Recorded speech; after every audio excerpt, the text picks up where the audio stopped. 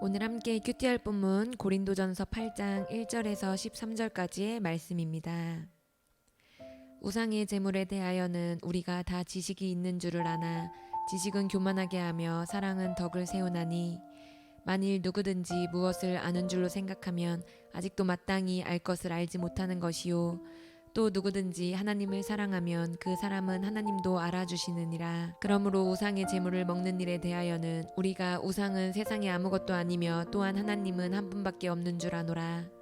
비록 하늘에나 땅에나 신이라 불리는 자가 있어 많은 신과 많은 주가 있으나 그러나 우리에게는 한 하나님 곧 아버지가 계시니 만물이 그에게서 났고 우리도 그를 위하여 있고 또한 한 주 예수 그리스도께서 계시니 만물이 그로 말미암고 우리도 그로 말미암아 있느니라. 그러나 이 지식은 모든 사람에게 있는 것은 아니므로 어떤 이들은 지금까지 우상에 대한 습관이 있어 우상의 제물로 알고 먹는 고로 그들의 양심이 약하여지고 더러워지느니라. 음식은 우리를 하나님 앞에 내세우지 못하나니 우리가 먹지 않는다고 해서 더 못 사는 것도 아니고 먹는다고 해서 더 잘 사는 것도 아니니라.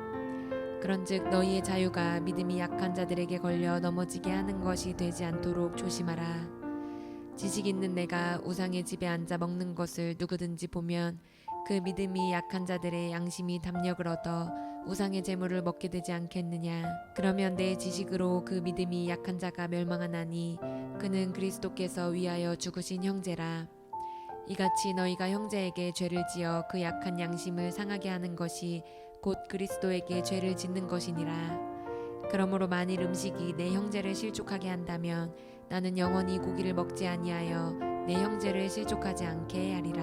아멘. 우리가 이미 살펴본 것처럼 고린도 교회 성도들은 바울파, 아볼로파, 게바파라는 보이지 않는 파를 만들어 분쟁을 일으켰었습니다. 그런데 이 분쟁 외에도 고린도 교회에 또 다른 분쟁이 있었습니다. 그것은 우상에게 바쳐진 제물을 먹는 자와 먹지 않는 자 사이에 발생한 분쟁이었습니다. 당시 고린도에서는 국가적인 축제나 개인적인 행사 같은 것들을 보통 우상을 섬기는 신전을 중심으로 거행했습니다. 결혼식, 생일잔치, 장례식 이런 것들도 신전에서 열곤 했습니다. 그곳에서 사람들은 우상에게 먼저 고기를 비롯한 많은 음식을 바쳤고 그렇게 바치고 제사를 드린 후에 모인 사람들이 그것들을 나누어 먹었습니다. 그래서 당시 신전은 평상시에 고기를 잘 먹을 수 없던 고린도 사람들에게 레스토랑과 같은 역할을 했습니다. 게다가 이곳은 사교적인 모임의 장소로서 세상 사람들과 좋은 관계를 쌓을 수 있는 기회의 장이기도 했습니다. 그런데 고린도 교회 성도 중에 신전에서 열리는 이런 국가나 개인적인 행사들에 여전히 참석해서 고기와 음식을 즐기고 있는 사람들이 있었습니다. 그들은 보통 사회적으로 신분이 높은 사람들이었기 때문에 의무적으로 신전에서 열리는 공식적인 행사나 축제 그리고 사교적인 행사에 참여할 수밖에 없었습니다. 그렇다면 당연히 그곳에서 우상에게 바쳐진 음식도 먹었겠죠. 그러나 그들은 분명히 하나님을 유일한 신으로 섬기는 믿음이 있는 성도들이었습니다.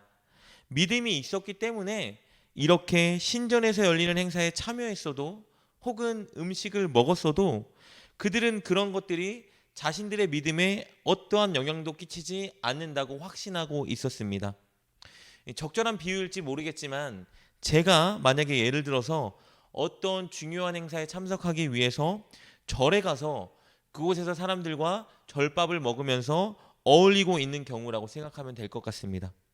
제가 거기 갔다고 해서 거기서 음식을 먹었다고 해서 제 믿음이 달라지는 것은 아니겠죠. 그런데 반대로 어떤 성도들은 우상에게 바쳐졌던 음식을 먹는 것은 분명히 우상 숭배라고 간주했습니다. 왜냐하면 당시 고린도 사회에서 우상에게 제사를 드린 후에 바쳤던 음식을 먹는 행위는 그 신에게 속하고 그 신을 섬긴다는 믿음과 인식이 있었기 때문입니다. 그래서 예수님을 믿게 된 성도들 중에 일부는 자신 믿음의 순수성을 지키기 위해서 결코 우상에게 바쳐졌던 음식을 먹지 않으리라 결단했습니다. 사실 그들은 대체적으로 신분이 낮은 자였기 때문에 그리고 가난한 사람들이었기 때문에 그들이 고기를 즐길 수 있는 유일한 기회는 이렇게 이방 신전에서 행해지는 축제에 참석하는 것이었습니다. 그러나 그들은 순수한 믿음을 지키고자 결코 신전에 들어가지도 않고 그곳에서 나온 음식도, 특히 고기도 먹지 않겠노라 결단한 것입니다. 그래서 결국 우상에게 바쳐진 음식을 먹는 자들과 먹지 않는 자들 사이에 치열한 분쟁이 발생했습니다.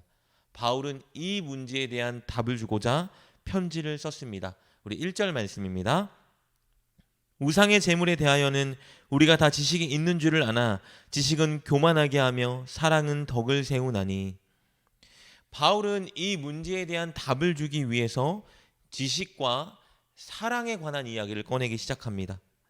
지식에 관한 이야기를 꺼낸 이유는요, 당시에 우상의 신전에 참석하여 거기서 음식을 먹던 사람들이 자신들에게는 올바른 지식이 있기 때문에 괜찮다고 주장했기 때문입니다. 그들이 가졌다고 주장하는 지식은요, 4절부터 6절에 기록된 그 지식입니다. 우리 4절부터 6절 말씀 한번 살펴보도록 하겠습니다. 그러므로 우상의 제물을 먹는 일에 대하여는 우리가 우상은 세상에 아무것도 아니며 또한 하나님은 한 분밖에 없는 줄 아노라. 비록 하늘에나 땅에나 신이라 불리는 자가 있어 많은 신과 많은 주가 있으나 그러나 우리에게는 한 하나님 곧 아버지가 계시니 만물이 그에게서 났고 우리도 그를 위하여 있고 또한 한 주 예수 그리스도께서 계시니 만물이 그로 말미암고 우리도 그로 말미암아 있느니라. 그들은 이렇게 진정한 신, 가장 위대한 신은 자신들이 믿는 하나님이라는 지식을 가지고 있었습니다. 그리고 하나님과 예수님으로부터 음식을 포함한 모든 것이 창조되었다는 지식도 가지고 있었습니다. 그래서 우상은 아무것도 아니고 음식은 그저 음식일 뿐이라고 주장하고 있었습니다. 그러니 비록 신전에서 열리는 행사에 참여하고 그곳에서 음식을 먹었다 한들 그들에게 그것은 신앙을 저버리는 행위가 아니었습니다. 양심을 거스르는 일도 아니었습니다. 그저 그것은 사교적인 모임이었고 그저 음식은 음식일 뿐이었습니다.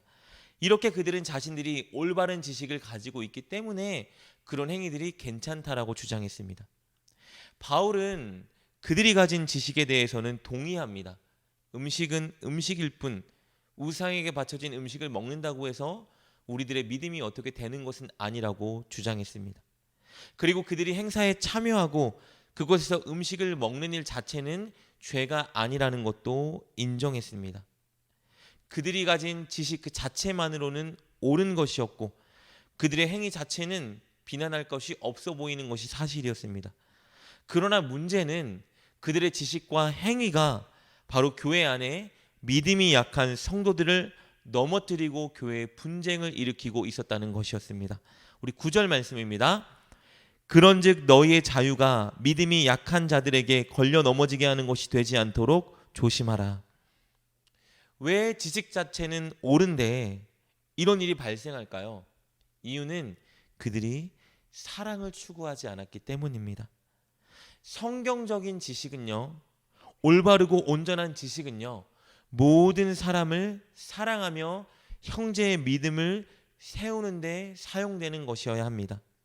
그리스도인의 지식, 믿음, 자유 이 모든 것들은요, 반드시 형제를 사랑하고 세우는 데 사용되어야 하는 것입니다.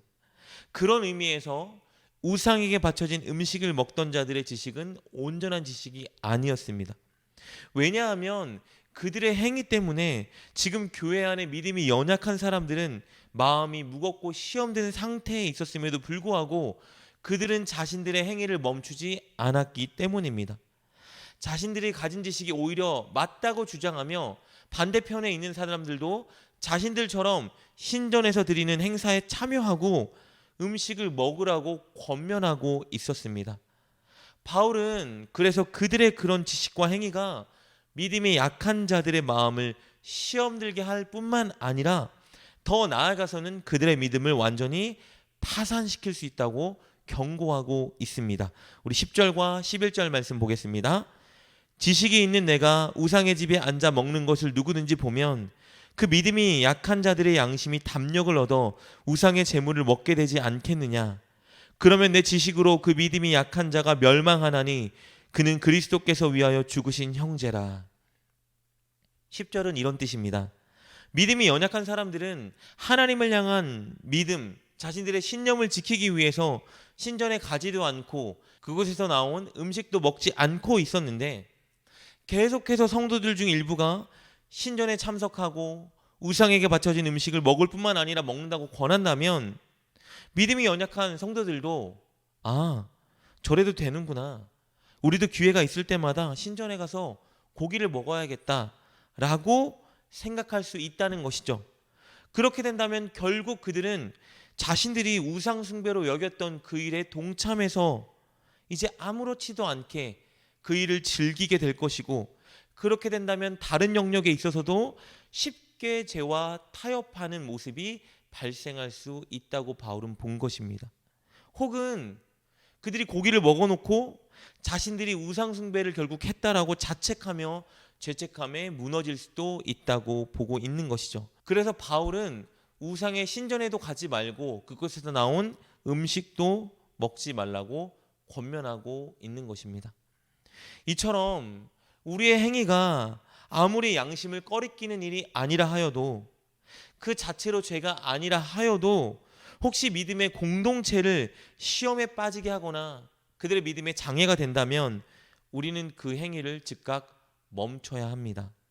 왜냐하면 우리 때문에 시험에 들고 믿음에 떨어져 나가는 그 성도들도 예수님이 사랑하여 목숨을 내어준 귀한 존재들이기 때문입니다. 바울은 이것을 알기 때문에 자신이 고기를 먹을 수 있지만 고기를 먹는 행위가 형제들을 실족하게 한다면 영원히 고기를 먹지 않겠다고 결단합니다. 우리 13절 말씀입니다. 그러므로 만일 음식이 내 형제를 실족하게 한다면 나는 영원히 고기를 먹지 아니하여 내 형제를 실족하지 않게 하리라.